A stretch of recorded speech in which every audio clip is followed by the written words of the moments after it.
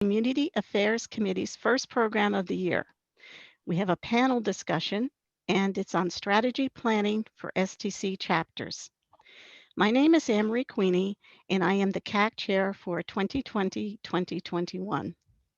So thank you for attending today and for your leadership throughout the year. Your commitment makes the community experience possible for STC members. And so we appreciate your volunteering, and please know that CAC is here to help you. So before we start, I'd like to just give you a few housekeeping items. Aaron Galilee, who's our STC Director of Community Relations and Membership, is the program's technical manager, and she'll be assisting me with monitoring the chat and QA panels.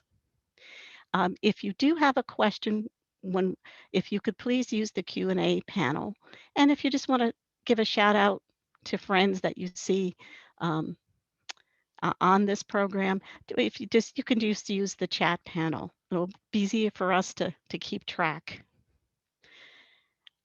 We will be recording this program, and it will be available on our leadership program site. So right now, all attendees will be muted because we do have a large attendance. And so if you have a question, as I said, please put it in the QA panel, and I'll be monitoring the questions. So today, chapter leaders Alex Garcia, Debra Johnson, and MaryKay Grueneberg will lead a panel discussion on an important, timely topic, strategy planning. The panelists will begin the program by providing a brief overview of the Florida and Chicago chapters processes, just as two examples of strategy planning. The remainder of the program will be dedicated to Q&A and info sharing among the panel and our attendees. And I just want to emphasize this program isn't about following a specific model or a specific method. Instead, we hope that you take today's information and adapt it to your own chapters, because each chapter has its own unique needs. So we're just giving you some experts here who can talk to you about their experiences, and then hopefully we'll have a good discussion. And also, Alex, Debra, and MK have some materials available, some resources, and that will be sent out later. So let's begin the program. I'm going to start with MK Grueneberg, MaryKay, hello. And MK will be providing an overview of the Chicago chapter. But before we do, I'd like to give you some background on MaryKay. She's been a professional technical communicator for 37 years, and she's a writer and editor and has 10 years of team management experience. She is a certified professional technical communicator and an STC fellow. She is currently the sponsorship manager, webinar manager, and competition co-manager for STC Chicago and the editor of the Chicago's chapter's newsletter, Byline. She has previously held the position of chapter secretary, nominating committee, web manager, program manager for many years, and has been chapter vice president and president twice. Professionally, MK is a senior user assistance developer at SAP and is a remote employee working with multiple global teams. She's presented at LavaCon, Spectrum, Leadership Days at STC Summits, STC Chicago meetings, and various STC chapter meetings. Welcome, MK, and now I'm going to turn this part of the program over to you, and I'm just going to turn off my camera. Okay. Oh, I had this all figured out before too, didn't I? Hi, guys.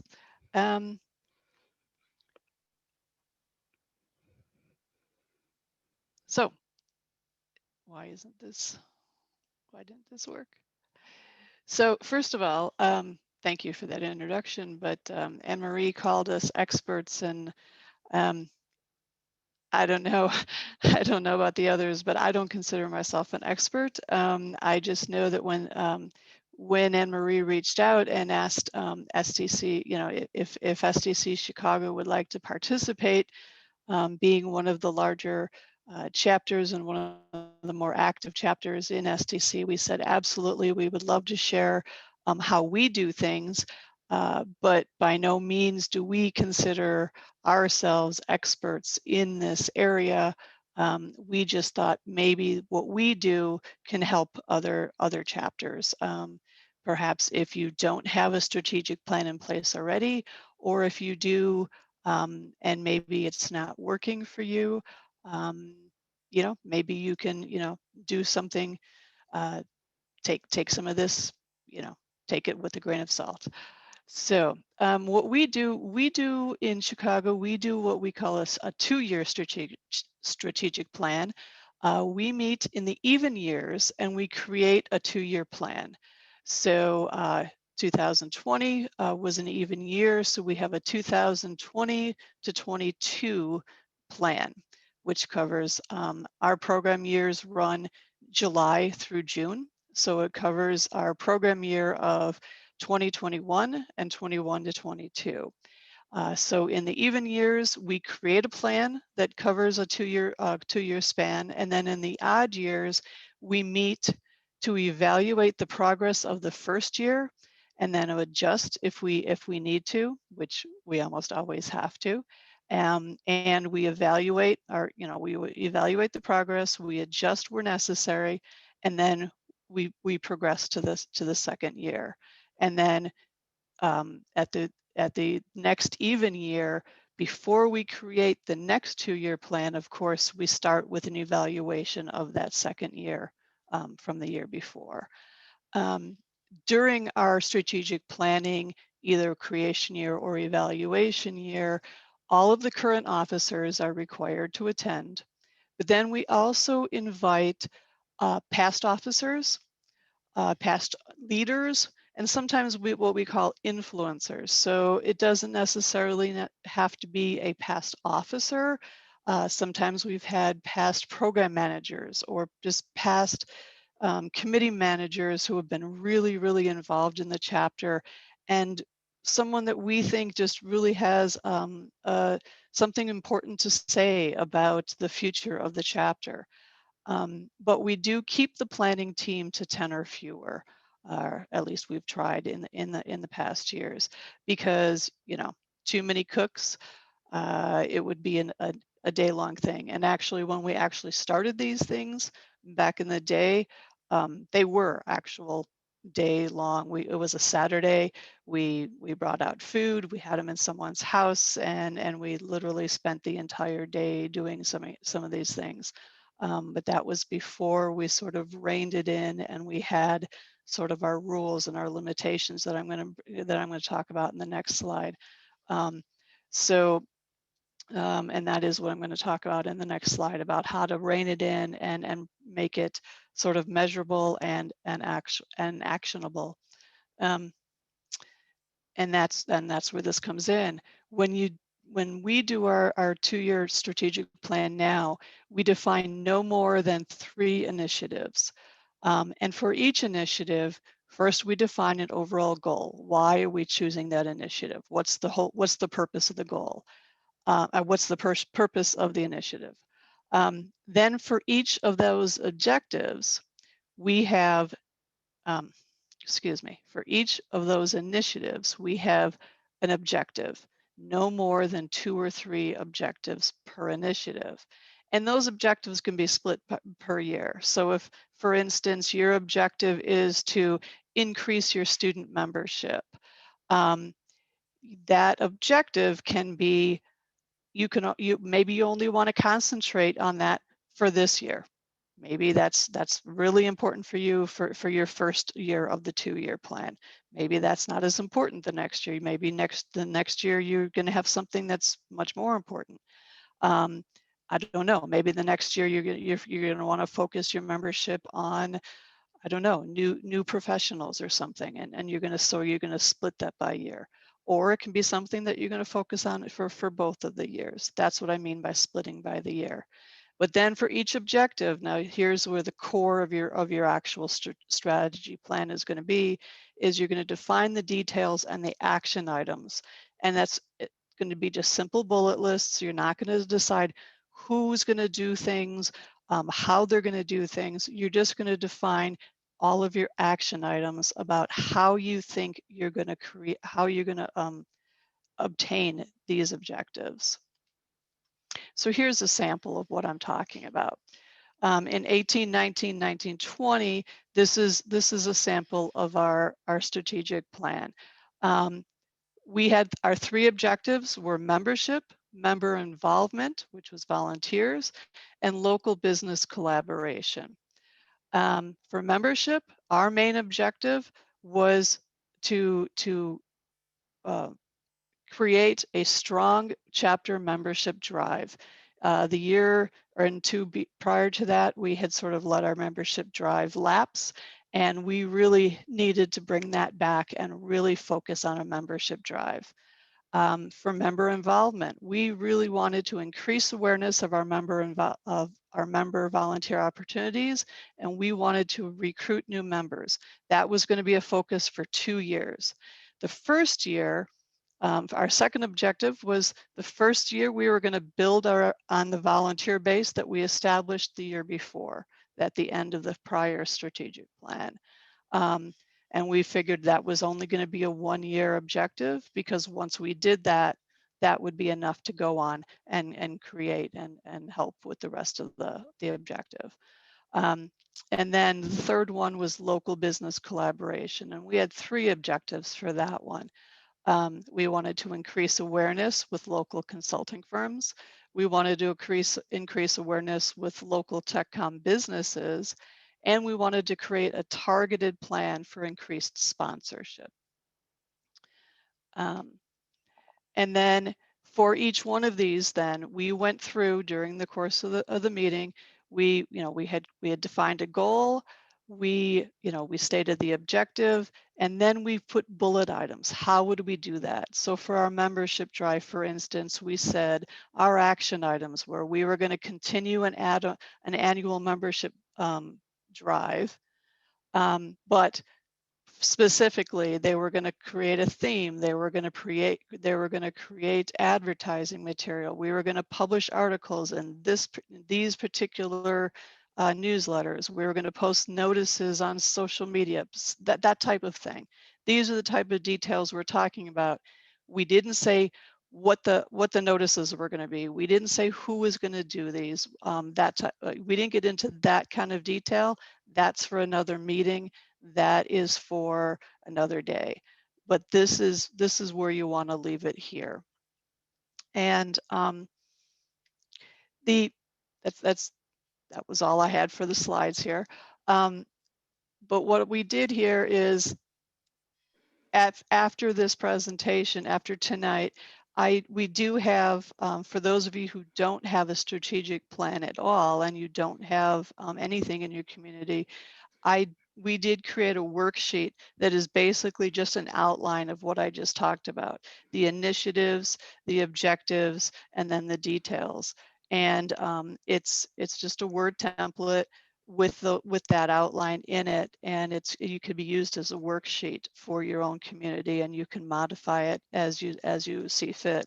And Erin will distribute that along with the other materials from tonight. So that's all I wanted to share with you, just a simple overview of how we do things with our every other year planning. And we'll get into the details when we do the Q&A. Thank you. Okay, thank you, MK. We did have a question, and I think it relates directly to Chicago, so I'm going to ask this now instead of waiting. And Laura wants to know about how many members does the Chicago chapter have? Right now, specifically Chicago, I believe has, at last count, well, that's a touchy subject actually with us right now, but I believe technically we have 67, 68. And the reason I say touchy subject is for the past over 2 years, I'd say 2.5 years, we've had problems getting a correct roster from Big STC. Our on any given month, our names are not correct, so we don't really have an accurate listing of who's actually part of STC. So on any given month, even though I'm a gold member, I'm not necessarily even on our own list. So that's how we sort of verify if our list is correct at any given time, as the officers look and see if we're on our own list. One of our officers at the moment is listed as a student member, and you know, he's a senior member and he's been a member for, you know, 20 years, some years. So our list is not necessarily correct, but we're in the high 60s right now. So Okay, all right. Thank you for that information. And now we're going to go um, eastward from Chicago to Florida. And I'd like to welcome Alex Garcia and Debra Johnson, and just give a little bit of background on Alex and Debra. Alex is the current vice chair of STC's Community Affairs Committee, specializing in chapter outreach. So remember our outreach chart we have on our CAC website. Uh, he's listed on the chart. Professionally, Alex has over 13 years experience documenting hardware systems in the aerospace and defense industry. And an STC member for 16 years, he has held just about every role in the STC Florida chapter. As a student member, he was president of the Future Technical Communicators Organization at the University of Central Florida and served as co-manager of the Student Mentoring Program. As a professional member, he served as the Jaffe Award Committee Chair, editor of the Memo to Members chapter newsletter, chapter treasurer for 2 years, and then 2 terms as chapter president. For his leadership and dedication, the Society awarded him the Distinguished Service Award for Students in 2006 and the Distinguished Chapter Service Award in 2013 and 2015. Alex presented at the 53rd Annual STC Summit in Las Vegas in 2006 and the 65th Annual STC Summit in Orlando. And thank you, Alex, for joining How's the everybody panel. doing?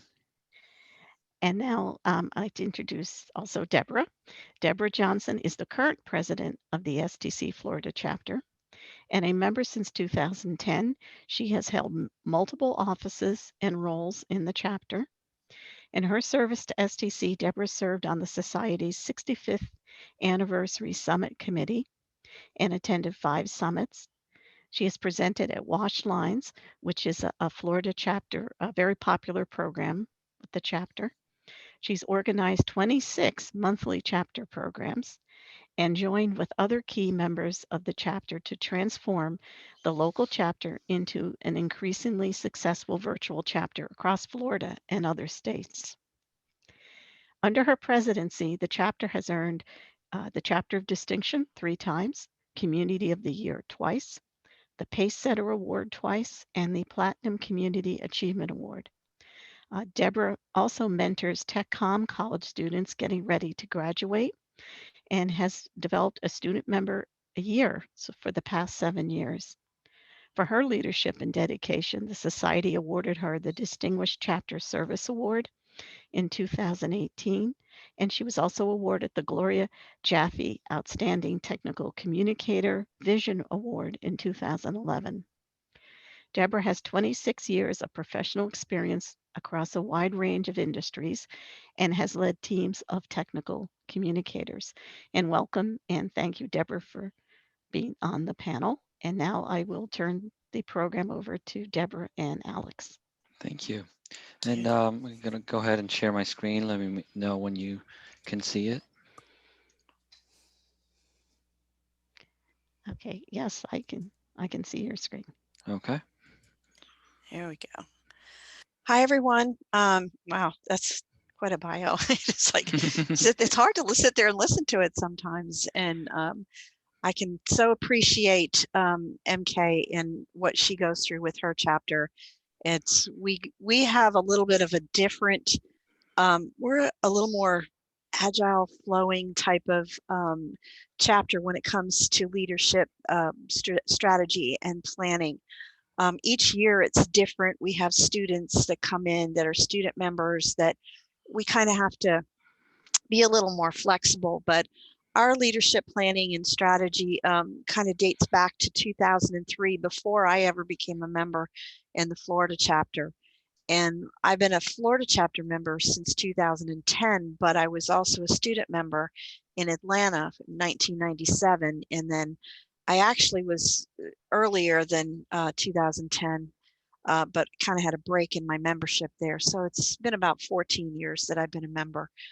Our chapter leadership retreat is what we call it. It's kind of like a leadership workshop. It's mostly a day long event where we invite our new leaders, our new members, anyone that wants to participate is more than welcome. We like to get the perspective from both longtime members, new members, and new students. We do a lot of getting to know each other through like games, fun, learning activities, team building activities. And then we kind of go into the depth of analyzing current and previous year metrics, such as member activity, who's volunteering, who's not volunteering, data like polls and surveys on what programs would best benefit our members for that year. And then we take that information and we kind of go over it and determine what our programs will be for the following year. Alex is going to get a little bit more into it. I'm just kind of giving you a high overview, and then we kind of determine our chapter's goals, as we say, the SMART goals. So once we do that, it's a full Saturday event.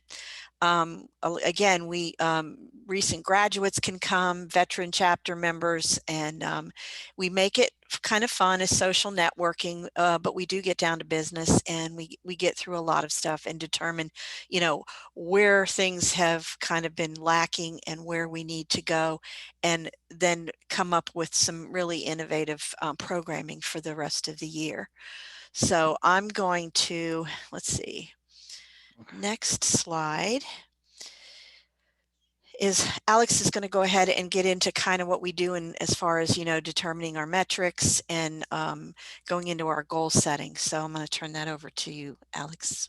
Sure. So the retreat, it provides an opportunity to perform a postmortem analysis. And we do this through data mining our active membership data.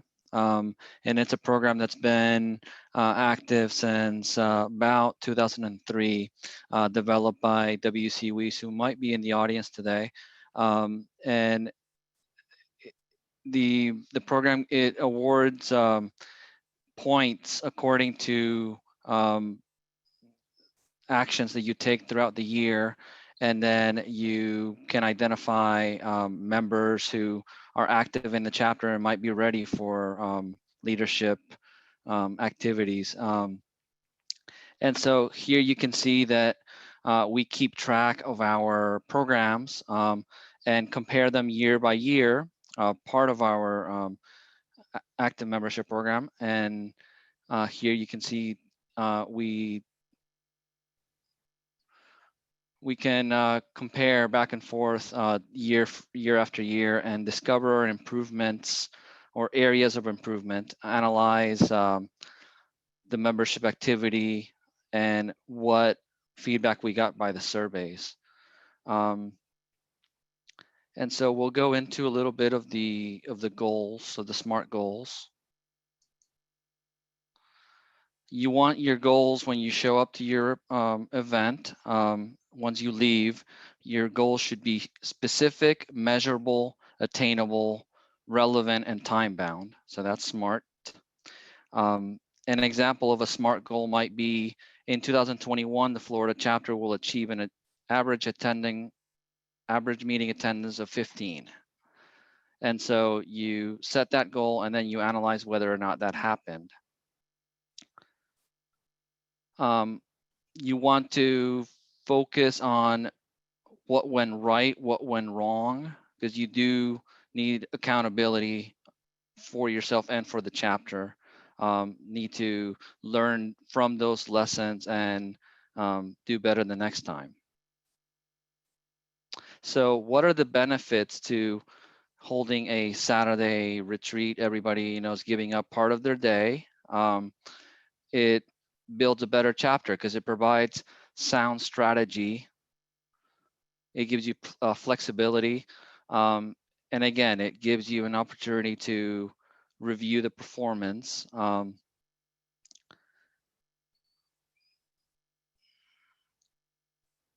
So once you leave that Saturday workshop, you are able to check your progress on those goals at least monthly and we do that through our administrative council meetings.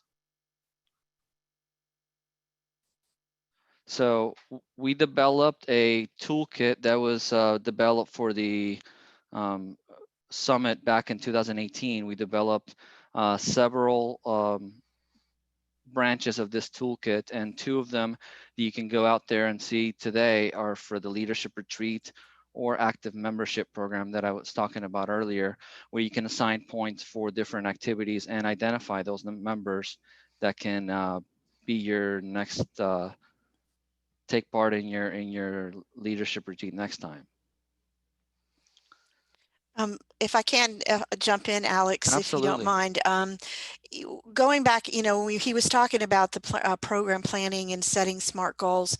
We have found in our chapter that from year to year, it can be vastly different, depending Absolutely. on the students we have, the members that, the new members that sign up, and whether we're virtual, whether we are meeting in person. There's a lot of strategic planning around the types of meetings. We do a lot of networking. We do a lot of all of that. We determine in this meeting what we're going to do, but we leave it open to being a little bit flexible because there are things pop up, things happen, similar, with this past year. Exactly. We keep had it fun. Yeah, we had to go keep it straight fun from going and meeting in person and doing virtual to just doing strictly virtual. And that was a learning process. And I can tell you, we've got some great members that are very technically savvy, along with Alex, that have gotten us up to speed on doing virtual programs and, different things like that. It's really an interesting thing that we do it a little differently each year, but yet we have the toolkit. We have all the things that we encounter in the meeting in there. Our mentoring program, all the things are there. So check out the leadership, the toolkit that we have on our website. And that should give everybody also a kind of a checklist or just different things that you might be able to implement in your own chapter. Some might not be, some are different. So again, we can get into more if you have questions and stuff, but that's kind of like a high level of ours. Go ahead. Basically, the one thing that you want to get out of your strategic planning session, not only your goals, but who is putting in the sweat equity, I guess you would say, who is showing up to your events and who is showing interest in your in possibly wanting to becoming a leadership position. So you want to identify those people and you want to bring them along and show them the ropes. And it really, a setting like this allows you to bring everybody together and mix them up. And you might do an icebreaker at the very beginning, and some people might never have met each other, and you tell them, go sit next to somebody you've never met before and network that way. And at the end, it brings you together more as a chapter in a community.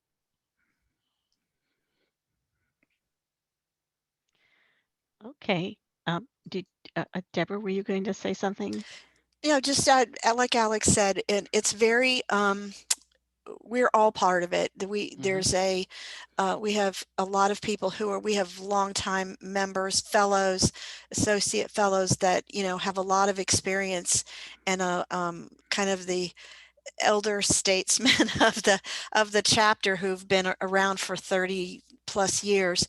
But we are always trying to develop and people who come in and take over for some of us, and somehow I keep getting back into the leadership role, but it's just fun to develop new talent, new leaders, and welcome students coming from the University of Central Florida.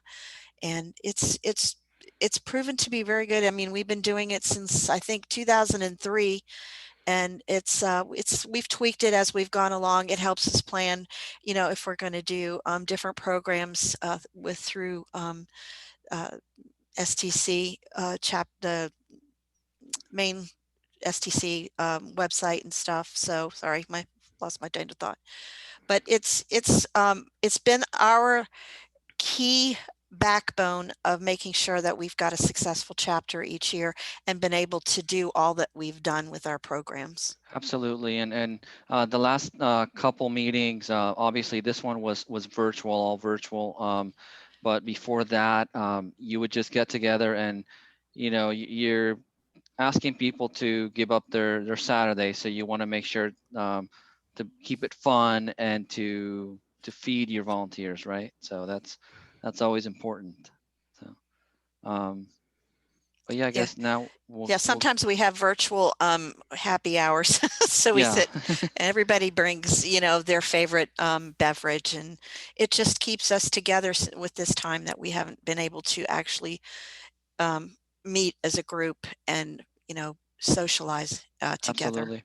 And it definitely brings home the partnership between us and the University of Central Florida. The last few years, we've actually been able to meet at their computer lab and get together with the students in the setting that they're very familiar with.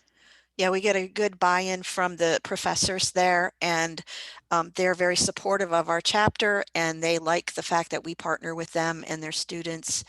And it's we also work very closely with the future technical communicators of UCF. Yep. Okay. Well, thank you for that information. That's very good. So how about MK? You want to bring up your video, and what we'll do is, again, as a reminder, if you could please put your questions in the Q&A, and that's where I'll look for them. And I do have one here from Bobby, and this I think this can go to all of you. Do you determine program dates and topics at your retreat? And that might be more for the Florida chapter, but we'll open it up to all. So that is always one of my goals, is to leave the retreat with at least half of the calendar. So let's say if the retreat is in July, let's have the fall scheduled with at least topics and dates, and then we can revisit in December if December is too far away. We usually have set meeting like topics throughout the year. For example, we do employment in March. We meet with the UCF chapter or a student organization in February, things like that. So we know we have our milestone meetings, and in between those meetings, we come up with ideas for what topics we can cover. Yeah, we have one coming up tomorrow. No, Thursday, sorry, on writing for inclusivity. So in making sure that we're, you know, that's the program that we have that some of our young people are putting together for Thursday. Okay, So, thank you. Oh, and on to MK? can I have a follow-up question on that one? Can I ask a Sure. question? Oh, yes, definitely. So I get how you have, you know, certain topics for different months. I mean, we've got some things. We have a you know, like every December we have our holiday meeting with our lightning talks. I mean, every December is our lightning talks. You know, that's always a thing. You know, every March is our annual awards banquet, that kind of thing. So we have some things set during the year where that month is a particular thing. So I get that concept. But when you say that you have your topic and your date for your fall things, how do you do that if you don't even know if a speaker is going to be available, or do you not have outside? Do you? Sometimes How do you do we that? do, but it's that we give that forum for an opportunity to brainstorm, and you know, it's the type of brainstorm where there's no wrong answers, right? And we say, oh well, what do we want to do in November? What do we want to do in October? Does anybody have any topics that are directly in your pocket, you know, like ready to go? Okay, and Sometimes then it's you very, just shoot yeah, for it. sometimes it's very, it can be short notice. Sometimes, you know, we have something cancel or it has to move. So sometimes it says, if anyone have an idea, and someone just recently just came up with, hey, we've got a great presentation about this. Can we do it at this month? So like I said, we kind of, we set the framework of it, but some of the months are kind of very flexible, and we come up, somebody says, hey, can we do something on this topic? Can we do something that, so we try to go quickly and get that set up and get it so we can get it out and let our membership know. Yeah, in an ideal world, we would leave the retreat with a full calendar, but Wow, you know, it impressive. Very that's in an impressive. ideal world, right? Yeah, utopia. Yes. Woo. All right. So MK, so I'm just looking here at some questions, but I was going to say before we move on, did you, because I think your chapter has a different approach where you do that separately? We do that separately. Our program manager usually spearheads that, and we will come up with thoughts and ideas for what types of topics we would like to come up with, if that's one of our initiatives that's on the strategic plan. If chapter meetings have nothing to do with any of our 3 initiatives for the year, that topic isn't even discussed during a strategic plan. It'll come up during our AC meetings, our monthly AC meetings with the officers, or it'll come up just in various discussions, but it won't come up during our strategic plan if it's not part of one of the 3 specific initiatives. No. Okay, good. Thank you. And I do want to mention where questions are coming in here. Zora, I do see your question, and I'm going to present that in a moment, but there's some related questions on this topic, so I want to take care of them first, and then we'll definitely go to your question. WC says, you might mention Florida chapter's reliance on surveys to guide program planning. Maybe we can quickly mention that for the group. Go ahead, Alex. Sure. So every couple of years at least, we send out a survey to our memberships to see what topics are relevant in the industry currently, what needs can be met by the chapter, and we have been able to pull a lot of topics from those surveys. So we get like we might make it something general like instructional design, and then okay, who can present from our chapter on instructional design, or if nobody has a presentation ready to go, we send it out to industry or other chapters or anybody within the society asking, you know, who's available and knows about this topic. But yeah, surveys, WC, are a great resource. You know, Survey Monkey's out there, and it's free. You can just set it up and collect all the data that way. Okay.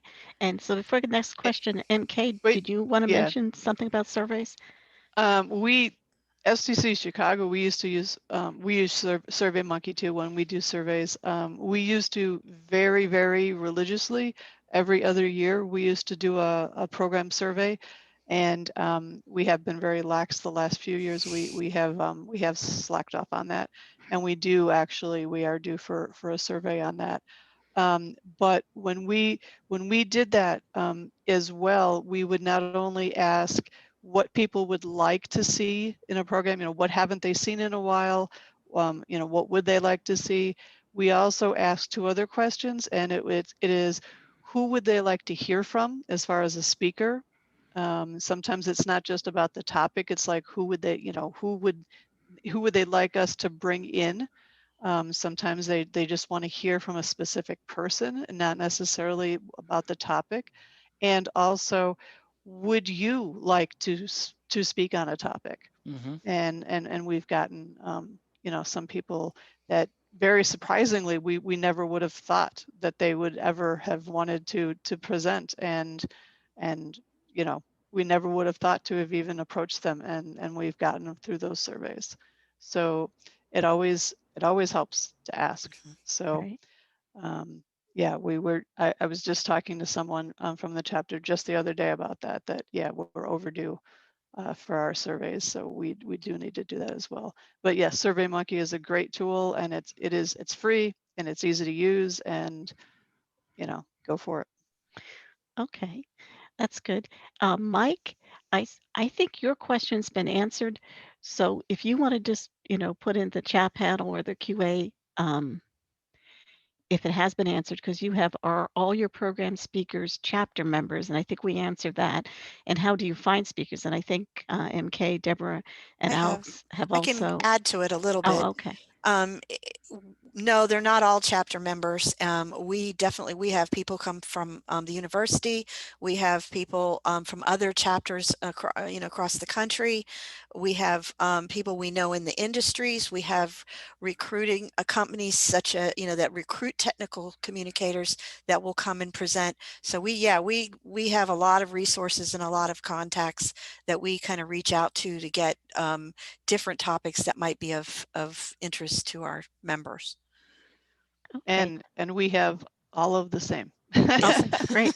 Okay, so it sounds like both chapters are really busy reaching out and doing outreach. And I like what you said about you're not always going to the same people or thinking about the traditional topics. And so it's like a deeper dive into that. So very good. Bobby has a question, again related to programs. I think we have a popular topic here. What percentage of your attendance at programs involves non-council members or leaders? That's a tough one. Yeah. But we do have the data that we mine, so we can give us a couple days and we can mine through that data and come up with an answer.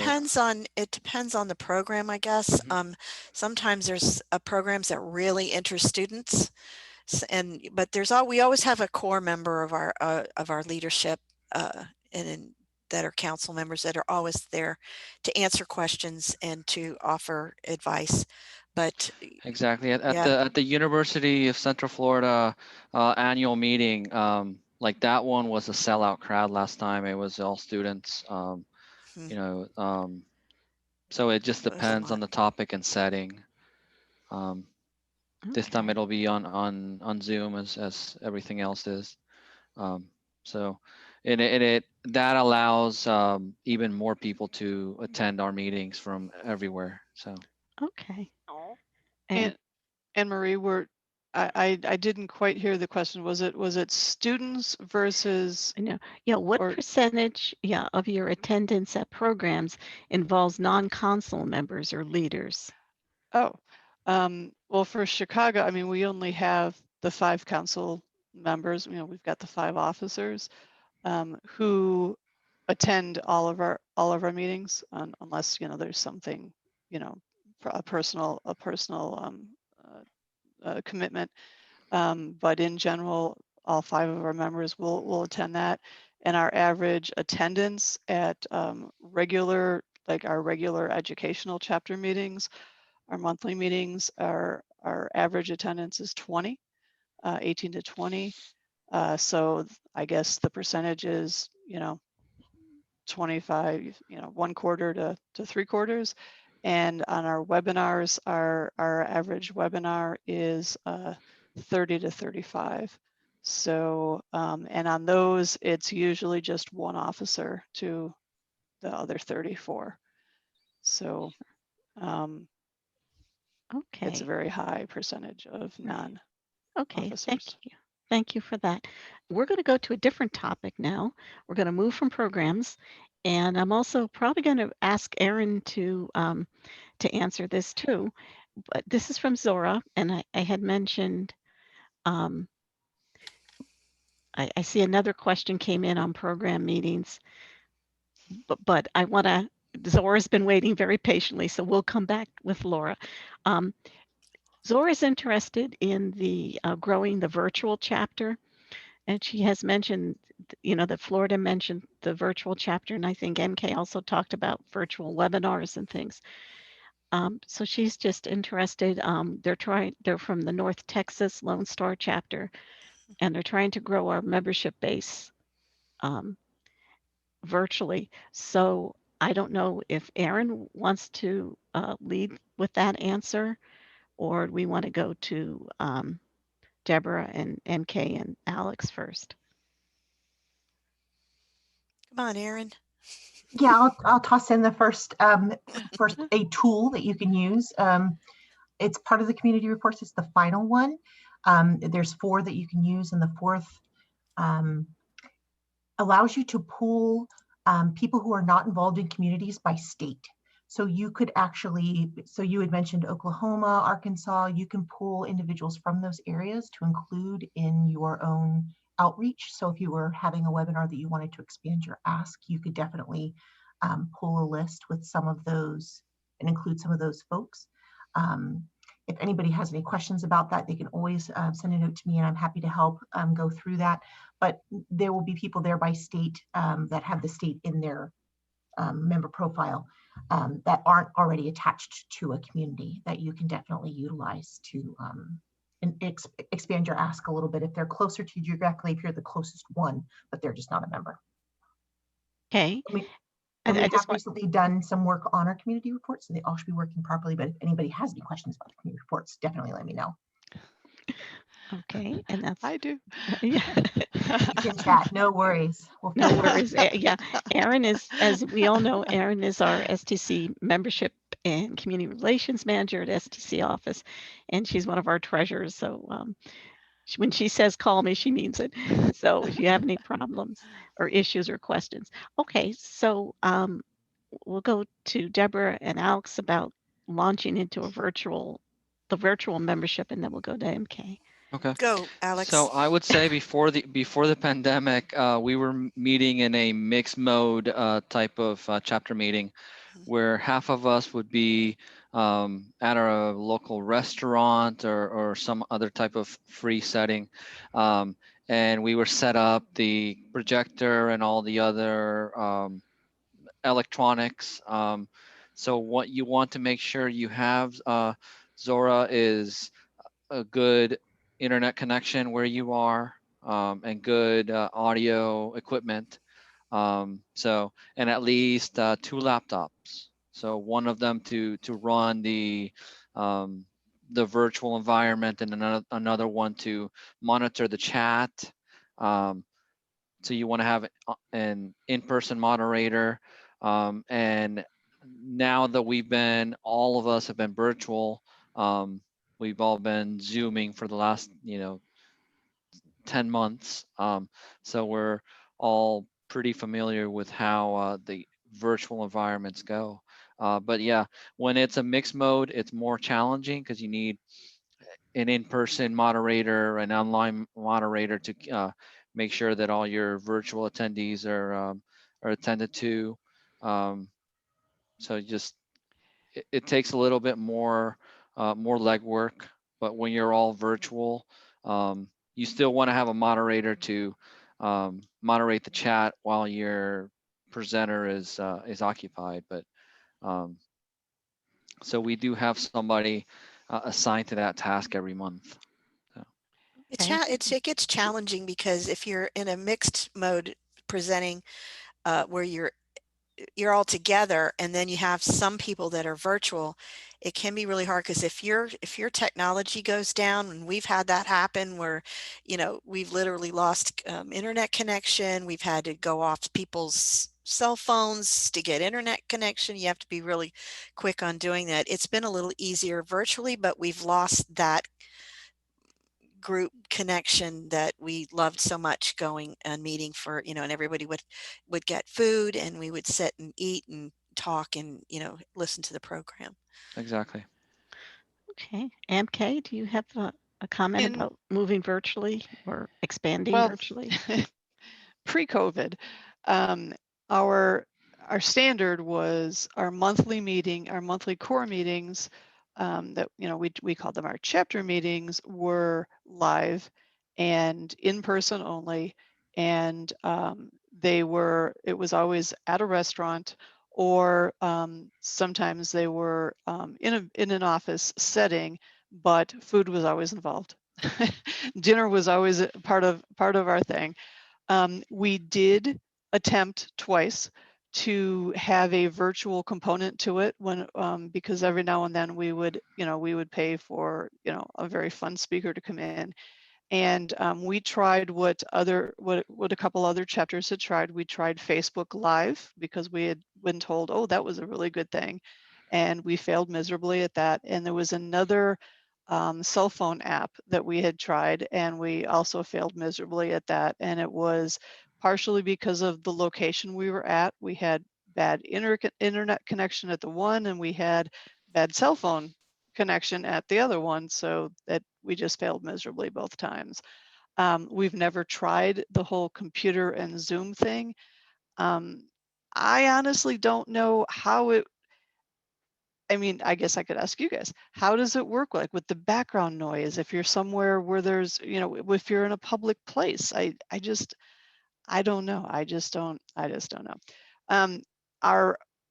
Our virtual things, you know, we have our first Wednesday of the month is our STC, or Wednesday webinars in Chicago. And we have a webinar every month that is free to the chapter members and very cheap for everybody else. It's $5. And that is just a live webinar that we offer. And so obviously that's virtual. And now, because we still, at least for the first half of the year, we're still not going to go live, back to live events. We are now talking about what are we going to offer, because we don't want to just stick to our Wednesday webinars. We want to offer something in the evening. So now we are talking about maybe opening it up to Zoom calls and doing something more than just a quick webinar. We want to have more of a meeting like we used to have, but doing it, you know, more interactive. So we are exploring different things to do right now, but, you know, doing it all virtually, and hopefully, you know, because our community is just, we're tired of not seeing each other. as I'm sure everybody is, you know, it's kind of sad. We got used to seeing everybody, and, you know, it won't fix having dinner together, but, you know. Yeah, it made it really difficult for our end of the year banquet where you'd pass the gavel, whoever is our officers, the next set of officers. It was very fun. We'd have food, we'd talk, and we, you know, and it's about the president and vice president, and some would, you know, give awards. That's where you give out our awards. We did all of that, and that's the one we miss. And our holiday, we always have a holiday reunion, and we invite everybody in the TechCom community.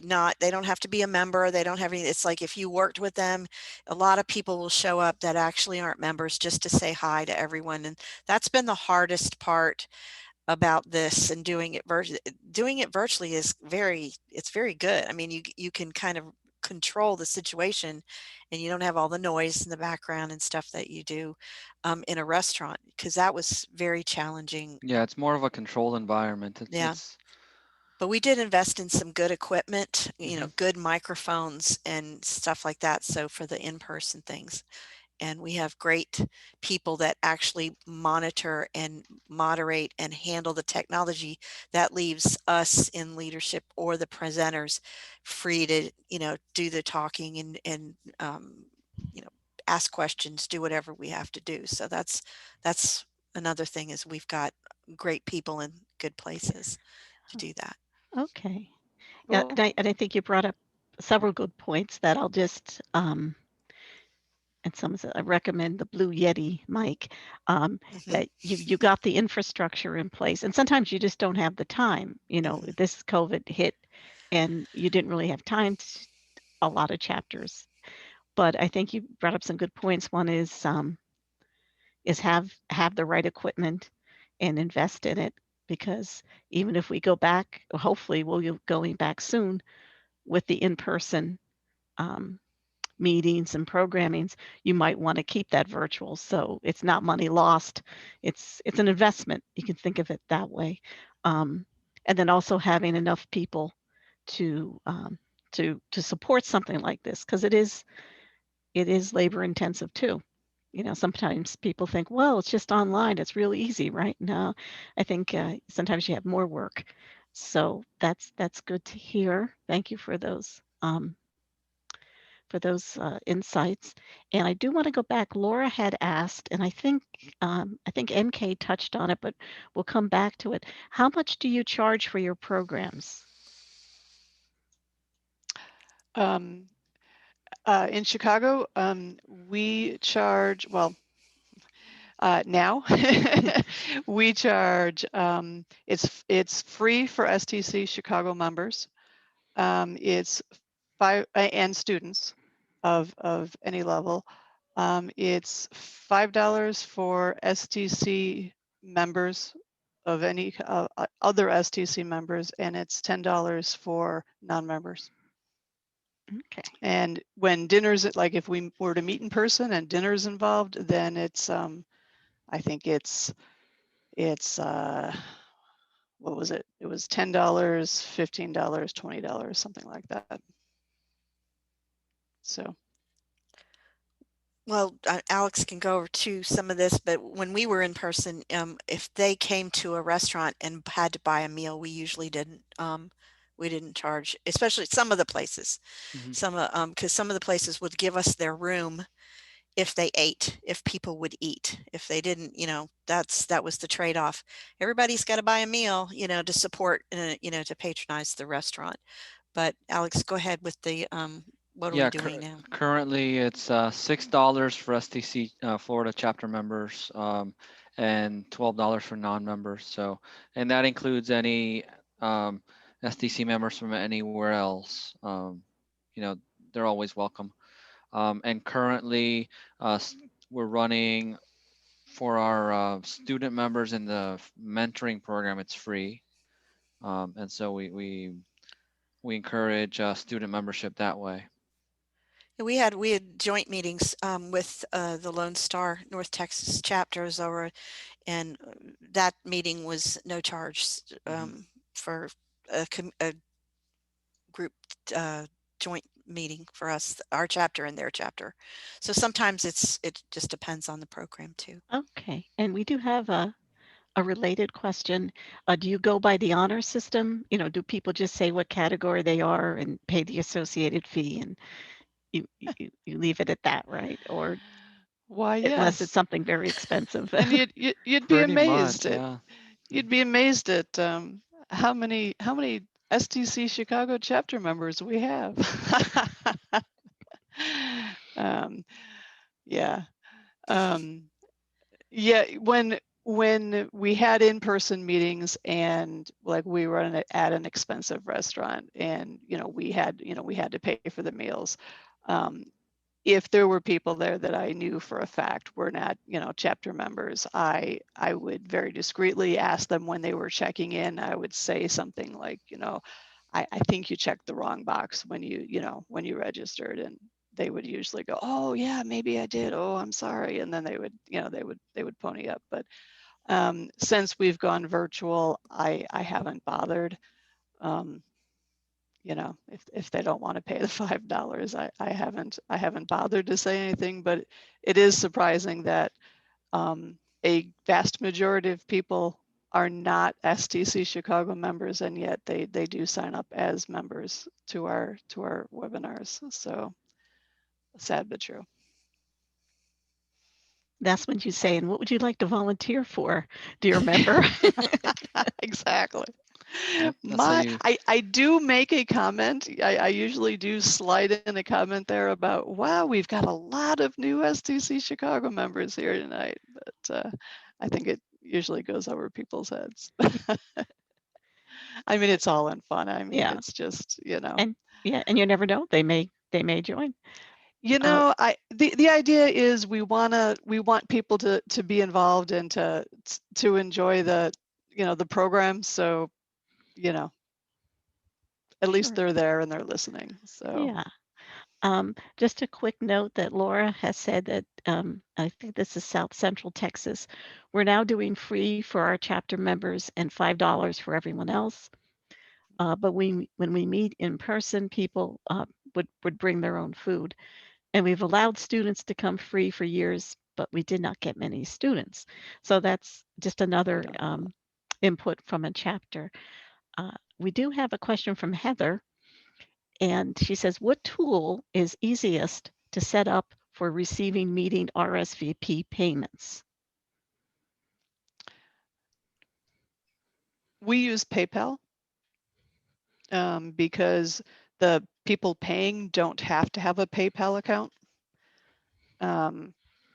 So it's just us that has to have a PayPal account, and they can pay any way they want. They can pay with PayPal, they can pay with a credit card, they can pay any way they want. And if obviously if it's an in-person, they can show up and they can pay cash or check, and they can pay in person. But if it's virtual, then we use PayPal, and then they can pay any way they want. Okay. Yep, same here. We have PayPal. Also, we have a Square where if it's in person, you can swipe your credit card in at the Square device. But yeah, PayPal has been really easy the last few years. We use Okay. PayPal for our sponsorship online as well, and for payment for our competition. We use PayPal for all of our anything that anyone has to pay for in our chapter. I believe our process is we send out the invite, and whoever RSVPs our members, our team contacts them, right, Alex? I think. Yeah, there's a payments page, and then the once you pay, you get the as the auto receipt, you get login. Yeah, the login information. Okay. Yes, that's how we do it as well. Yeah. Okay. So right now, I don't see questions. I'm looking, but I do have a question on my own, and I also am watching the time, and it's 8:11. Time is flying here.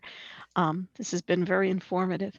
I have a question. Once you you have your initial strategy plan meeting, and then how do you keep up the momentum, and how do you track if you are monitor if you are on track? You don't want to get too complex, but do you review them every month at meetings or quarterly? How do you keep yourselves on track and monitor that you're on your way to meet your goals?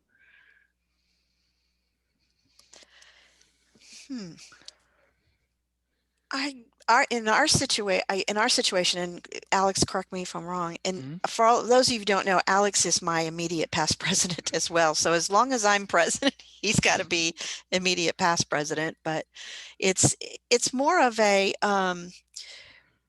we're a small core of leaders, so we kind of keep tabs on that. We have a membership activity manager who makes sure the documents who's there, who shows up, what, are they students, are they members, are they non-members?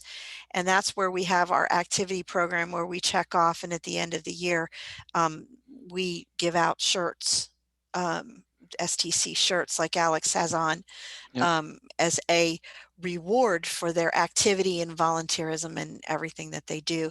So we have people that are monitoring that during the course of the year for each meeting. And we just Absolutely. talk about Yep. it at our administrative council meetings as Exactly. So we come out of the leadership retreat. We actually have a mini administrative council meeting during the retreat for anything that might be on the table, and run through action items, come out of the meeting with action items, and then every month go over those items and try to close them out or status them as it applies. So.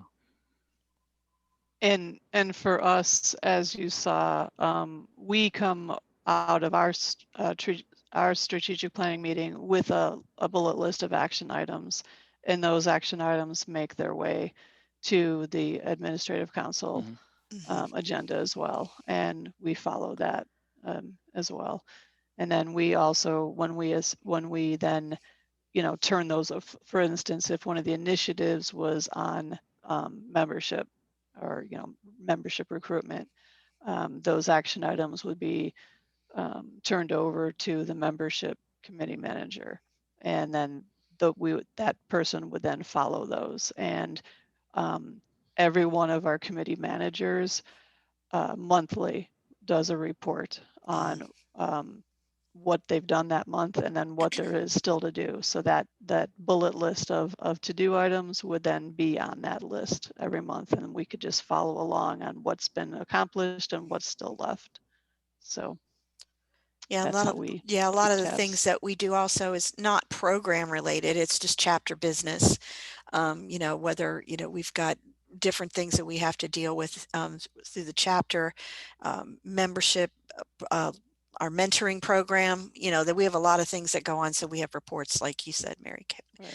We had, a lot of those reports every ADCO meeting that we have. Right, same with us. We probably have a lot of the same things. We've got the scholarship and the mentorship, and the list goes on. But yeah.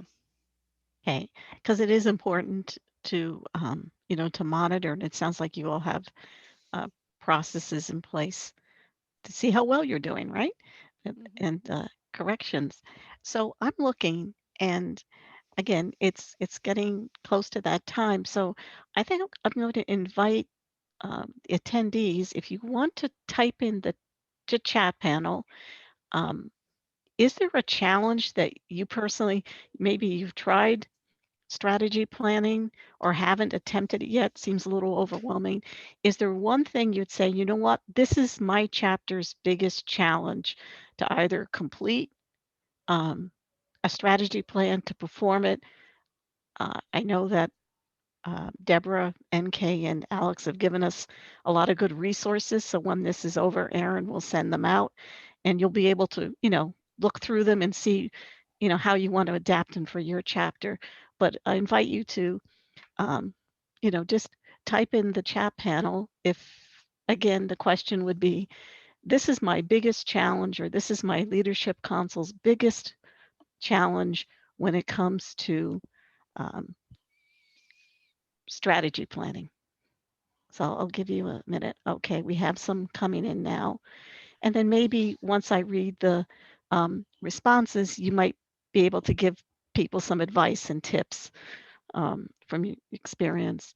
Let's see, we have someone say, we have a hard time getting enough volunteers. So that's one challenge, is just having the volunteers. I hear you. And I think that's a universal one.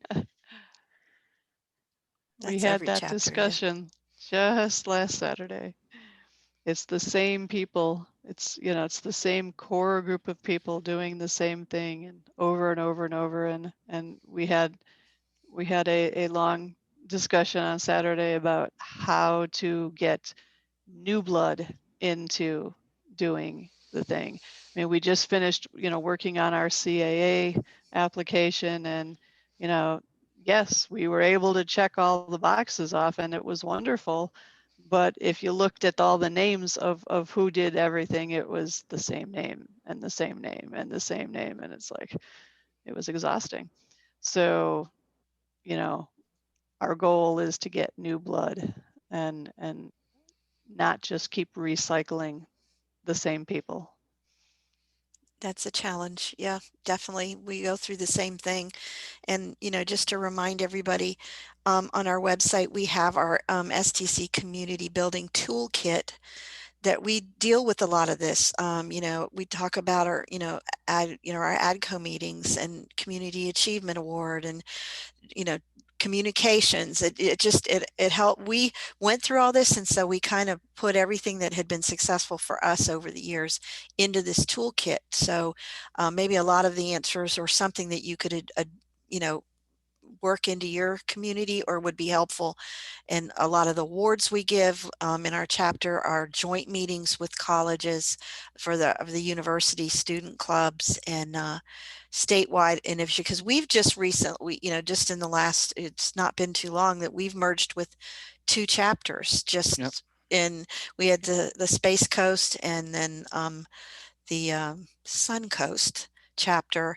And then we've got a lot of members now that are out of state and even our officers. So we've been lucky that way. And we do a lot. We're very heavy into the, you know, mentoring the students. So we get a lot of that information from the students and we kind of can go from there. But we hope you'll, you know, check out the toolkit. It's quite extensive.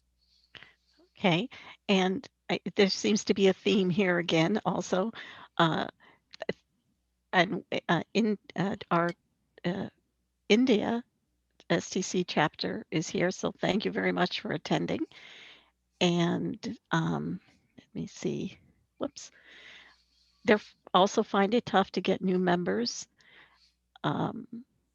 Someone else from New England, he has just lost a treasurer. So yeah, so Secretary of Media, past president, again, the same challenges. And we have, it's hard to get in touch with colleges and universities to conduct, this is from the India chapter. It's hard to get in touch with colleges and universities to conduct awareness sessions on technical writing as a career. Perhaps we can speak very briefly then about that. Is how did you build that connection or relationship with the universities or university? Go, So Alex. That's yeah, your wheelhouse. so I would say our chapter grew out of the University of Central Florida. It was founded by Gloria Jaffe, who was a professor at UCF, and it kind of blossomed from that connection, and it's always kind of been there. Back in the early 2000s, the Future Technical Communicators Club came about, and that's a registered student organization that gets money from the university. So it's not necessarily an STC student chapter, but it's associated with the university and gets money from them, and then we're able to partner with them and do mentorship and outreach with them, and then bring them into the fold. And some of them stick around. So that's how we get new blood and new members. We have a lot of them too that end up going out into the workforce and they talk to their other people, and that's where we've gotten some membership. And as a documentation manager or manager of teams over time, you know, you reach out. I was able to at one place have my company pay for memberships so that they would, you know, they would participate and volunteer, and we got some of that. But sometimes it's just hard, you know, if they're not able to join or pay for the membership or whatever it is. Because I know a lot of technical communicators over our area that I've worked with over the years that are not members, and we wish we could get more of them. Okay, and I'm just looking at some of these. Whoops, I went a little quick here. And then Heather has said, oh, MK, did you want to mention anything about outreach to students or? Well, we don't have the the advantage of having the connection that you guys do with the local universities. Years ago, we used to have a very big tie-in with Northern Illinois University. Um, that was about an hour and a half outside of Chicago. However, we just recently, College of DuPage, which is a community college, had reached out to me back in February to sit in. They have a professional writing certificate program, which is actually recognized as one of the country's top professional writing certificate programs.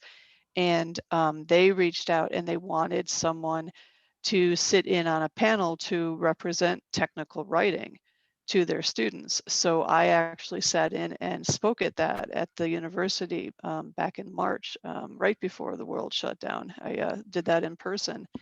And after that, they asked me to become one of their representatives. I'm on the advisory board now for that program.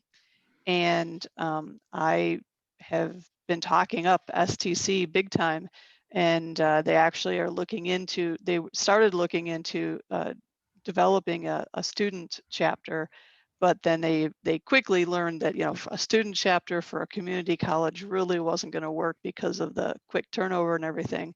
But they already have looked into ways to get students involved, as far as getting them involved with our chapter, with just attendance, with getting us to come out there and do programs for them and stuff. So we're very quickly trying to find ways to get them involved in with our chapter members and things. They've already connected with us a couple times with our mentorship program. We have a Get Real interview program. So we're trying to do things slow but sure. And if this works, we're going to try to find other colleges in the area that may have a program that's similar, and say, well, this is what we are doing with them. We'd like to do this with you, but we want to get something established with them first, and then go to others and say, this is what we do. So That's great. Yep. And good luck with that. And I think there's other people who said that in Michigan. It sounds something similar. We've maintained or strengthened relationships with the university programs by having members who teach in those programs. That's another way. And then, yeah, that'd be perfect. Yeah. And I think someone from Austin Community College, one of the chapters is talking to Austin Community College, again, right before the pandemic hit. And I'm glad to see that you're reaching out to community colleges, because a lot of them have associate programs in tech writing, or a lot of people now, instead of going to 4 years because it's so expensive, a 4-year college university, they'll take the first 2 years, or they're trying to figure out what they want to do. I have a friend who her son wasn't quite sure what to major in, and she said, you're going to community college for 2 years, figure it out, and then you'll have your major and you'll transfer. So yeah, I think it's a big opening. One thing that I suggested with our community college is I gave a schedule of our byline, our newsletter, to the professor that's in charge of all the other professors involved in their writing program. And I gave it to him to distribute to the other professors in that program, and said that we would be willing to select and publish 2 student articles per issue, if any students were interested in building up their portfolio and have their work published. So we opened it up to them to say, if you'd like to submit something to try to be published, we are one of the largest chapters and one of the oldest organizations, blah, blah, blah. You could see it online. You could, have something to put on your resume. So, that is one thing that we offered. And, if you're a community that has a newsletter, I think pretty much all of us do now, you know, I know years ago, not everybody did, but I think pretty much everybody does now.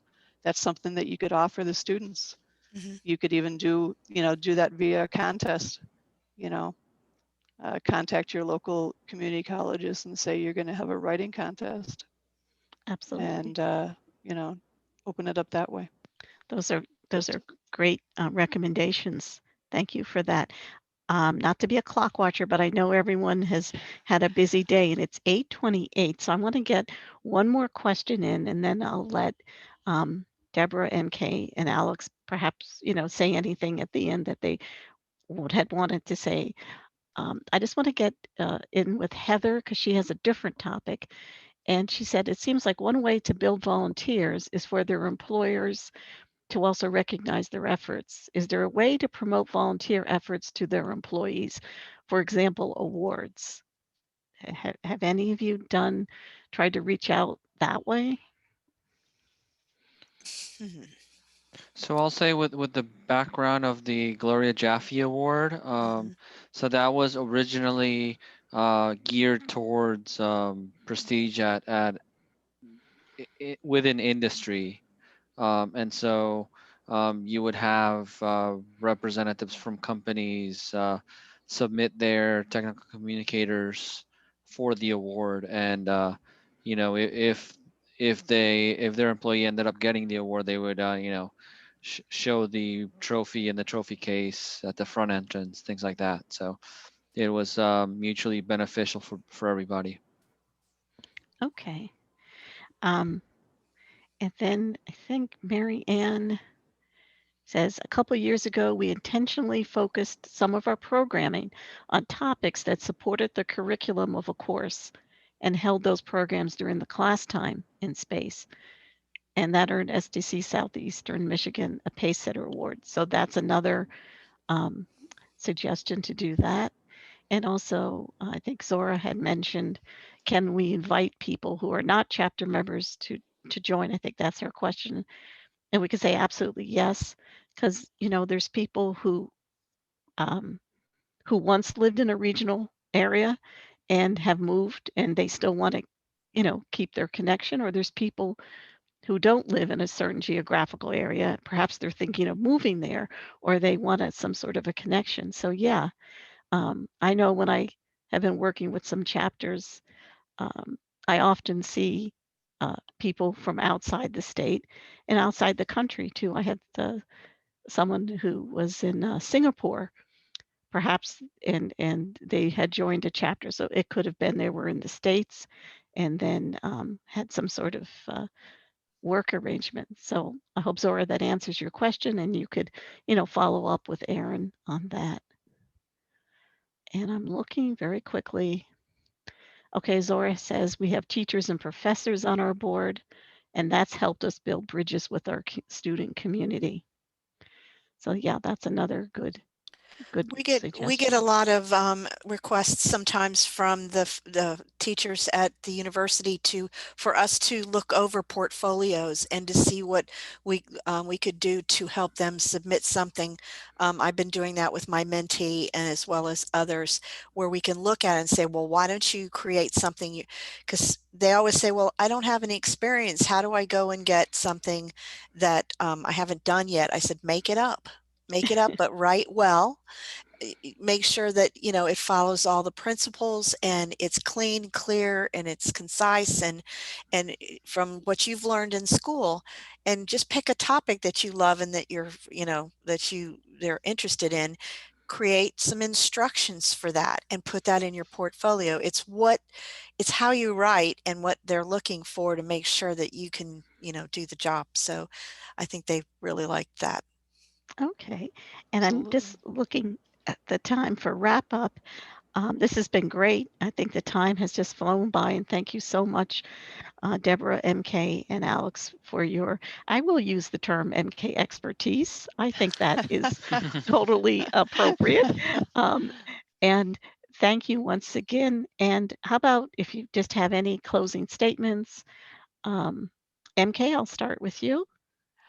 I just, if you have any additional questions or thoughts, feel free to reach out. My contact information is on the slides. If you don't know me, I think I know a lot of the people that were on the call. Just, feel free to reach out, give a shout out, ask any questions, and I'd be happy to answer anything. Okay, So thanks for sitting with us for the last hour and a half. thank you. Deborah or Alex, who would like to go next? I'll go. We just want to make sure that we are open to all of you. If you need our help, if you need to just talk about something like MK said, just reach out to all of us. Go to our website. We're in there. We've got our newsletter. We get everything in there that might be able to helpful. But again, we're here to share and do things together, and it just makes us stronger, and it allows people to feel that connection that nobody's getting now because everybody's virtual. So Absolutely. but thank you. Yes, thanks you everybody for coming.